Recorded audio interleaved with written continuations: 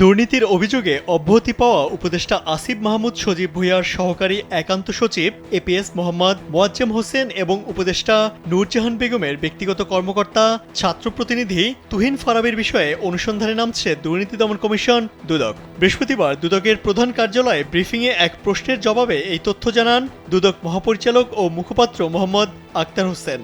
তিনি বলেন, তাদের দুর্নীতি নিয়ে গণমাধ্যমে যে প্রতিবেদন প্রকাশ পেয়েছে, আইন অনুযায়ী সেটি কমিশনের যাচাই বাছাই সেল থেকে পরীক্ষা নিরীক্ষার পর কমিশনের অনুমোদন সাপেক্ষে প্রকাশ্যে অনুসন্ধান শুরু হবে।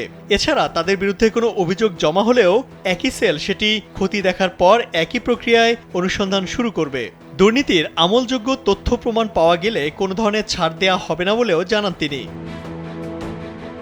22 এপ্রিল প্রজ্ঞাপন জারি করে যুব ও ক্রীড়া এবং স্থানীয় সরকার মন্ত্রণালয়ের উপদেষ্টা আসিফ মাহমুদ সজীব ভুঁইয়ার এপিএস মোয়াজ্জেম হোসেনকে অব্যাহতি দেওয়া হয়।